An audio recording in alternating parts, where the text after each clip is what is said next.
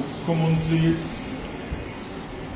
কার্যত আজকে স্বীকার করলেন যে পশ্চিমবাংলার জঙ্গিদের সেফ ট্রেনে, যেটা রাজ্যের মানুষ বহুদিন ধরে বলছে, বুঝছে, আমরা বলছি, সবাই বলছে, নানান রিপোর্টে আসছে। উনি একদিন স্বীকার করতেন না, এখন বলছেন দেখতে হবে যেন জঙ্গিরা আশ্রয় না পায়।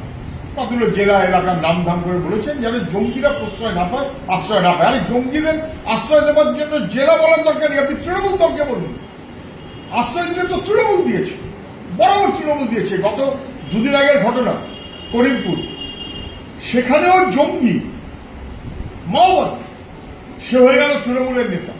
তারপরে এখন পুলিশের বৃত্ত থেকে পুলিশকে গুলি চালাচ্ছে।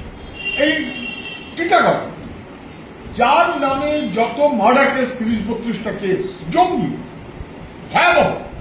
এবং তৃণমূলই বলছিল 22 সাল থেকে সে হচ্ছে তৃণমূলের কাউন্সিলর।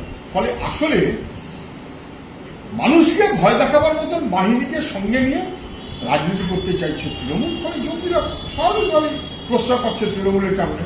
উনি আজকে স্বীকার করবেন।